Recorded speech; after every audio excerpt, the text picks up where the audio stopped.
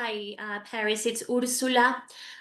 First thing I want to know is this documentary opens the door to a much more vulnerable version of you, truthful. What was the turning point that made you decide that you wanted to reclaim your narrative? Mhm. It all really started with my first documentary, This is Paris, which I released 5 years ago, and then through my memoir. And I really feel like this is a trilogy with this part, the third part being this film, because I feel like for so long, my story has been told by others, and they had no idea what the true story was. And just being able to reflect on my life and everything that happened, and and growing so much, I've learned so much about myself as well, where I'm finally ready to tell my story, and I'm so proud of the woman that I am today and everything that I've been through and endured. And yeah, so I'm excited to show it through this film. And what was the most challenging aspect of creating this documentary? The challenging aspect is it's always difficult to relive painful parts of my past and things that people have done to hurt me, and having to talk about it or think about it. But I think it's also important because, ever since my documentary and my book, I've had tens of thousands of people reach out to me, and survivors and women and people who have been through the same thing that I have. And just to hear how much it's meant to them to hear me speaking about things that have been hard or difficult in their lives, which is healing for others. So just by able to use my voice to help others feel seen and heal them through that as well has been extremely empowering. From your perspective, is it easier or harder to be a woman today? Definitely easier. Like back in the 2000s, the media was just extremely cruel to myself and to other young women. And, it was very hard to be constantly judged and misunderstood and constantly having people make up lies.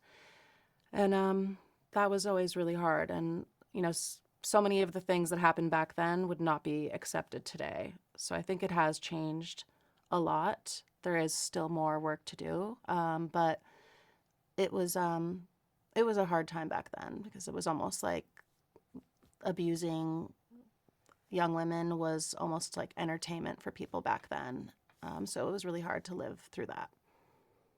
Well, on that note, your influence has shaped an entire generation understanding of celebrities and personal branding.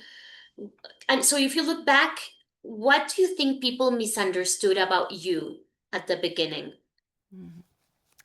I think that, I was always in my career, I've been ahead of my time, and I've done things first, and I've always taken risks and just went with my heart on what I wanted to do. And, you know, back then there was not even a word for it, what we call now today, like an influencer. They didn't have a word for it. So they were just like, oh, you're famous for being famous. And people didn't understand that. But now, today, to see it's turned into a multi-billion-dollar industry, there's over 60 million people in the world who consider themselves creators or influencers. So that makes me feel proud now. That's something that I help pioneer and start and create my own lane has now turned into a lane for so many people who are able to follow their dreams and create their own brands and do it themselves, and building a personal brand. So I'm proud that I was the first to do that. I was going to tell you that you were the first or one of the first to embrace this creator economy. What do you think is the next frontier in digital culture, and how do you plan to shape it? Mm-hmm. I think there's, so many things that are possible now, and just with technology and the way things are going. So I'm excited just to utilize all that technology and take it to the next level. And regarding just influencers in general, I think the most important thing that people can do now is to use their platforms for good and for making the world a better place, because there's, so many scary, bad things happening in the world that we need more people that are going to spread love and light and just positive energy. So I hope that I can influence the influencers to do that, because that's what really matters. And I think those are the type of people that stay around, because I've been in this industry a very long time. I've seen so many people come and go. But I think when you have a good heart and you're an authentic person who's real and vulnerable and kind and beautiful on the inside, that's what matters the most. What has been the most powerful lesson that your life has taught you? I've learned so many lessons in life, but I think a powerful lesson that I want to show through my documentary is you shouldn't hold on to shame that was because someone hurt you. The people that hurt you are the ones who should be ashamed. And I hope by using my voice and telling my story, others can feel safe to come out and tell theirs. And I think that the world would be a better place if more people were like that, and people will be held accountable for what they've done to others.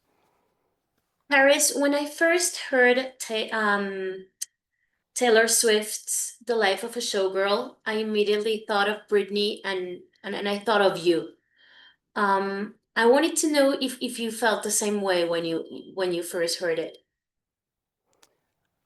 Yeah, I think that she's an amazing artist, and I love her new album, and I love Britney so much. She's so kind, such an angel, so talented, so sweet.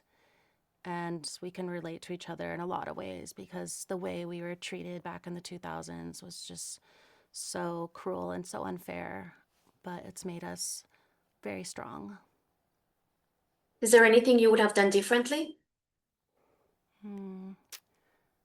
I think that I just would have not, I don't know, I think it's important to not let that energy in, because at the end of the day, it doesn't really mean anything. Those are just people who don't know you, who are just trying to tear you down. So I think I would have just told myself to not listen to those people and to not let it hurt my heart the way that it did.